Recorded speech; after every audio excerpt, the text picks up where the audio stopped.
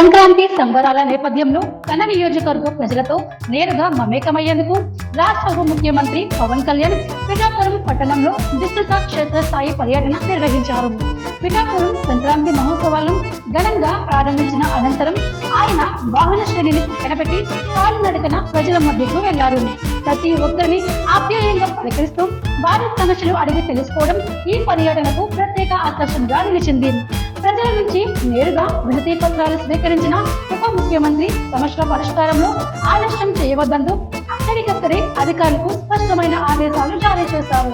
ఆర్ఆర్బీహెచ్ఆర్ కళాశాల మైదానం నుంచి బయటకు వచ్చిన సమయంలో పెద్ద సంఖ్యలో ప్రజలు తమ సమస్యలతో ఎదురు చూస్తూ ఉండడాన్ని గమనించిన పవన్ కళ్యాణ్ వాహనం దిగి వారిని కలిసి మాట్లాడారు.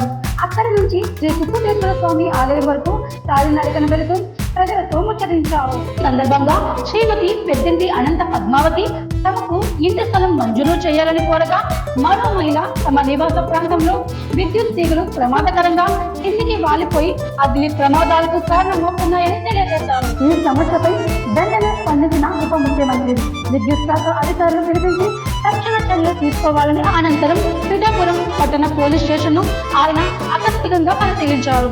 స్టేషన్లోని గదులు సౌకర్యాలు పరిశీలించి శాంతి భద్రతా పరిస్థితులపై అధికారులు అడిగి తెలుసుకున్నారు. విధులు నిర్వహిస్తున్న పోలీస్ సిబ్బందితో మాట్లాడి వారి సేవలను అభినందించారు.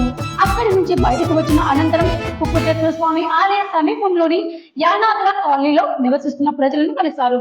కాలనీలో పక్కా ఇళ్ల నిర్మాణం, డ్రైనేజీ సమస్యల వల్ల తీవ్ర ఇబ్బందులు ఎదురవుతున్నాయని శ్రీ దుర్గా ప్రసాద్ ఉప ముఖ్యమంత్రి దృష్టికి తీసుకురావడంతో ఈ సమస్యల పరిష్కారానికి ప్రణాళిక రూపొందించాలని అధికారులకు సూచించారు.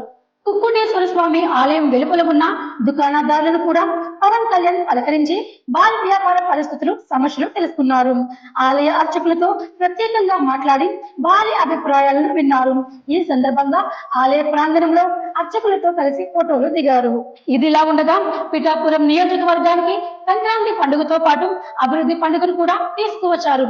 ఉప ముఖ్యమంత్రి పవన్ కళ్యాణ్ పిఠాపురం సంక్రాంతి మహోత్సవాల వేదికగా 211 కోట్ల విలువైన అభివృద్ధి పనులకు ఆయన శంకుస్థాపన, ప్రారంభోత్సవాలు చేశారు.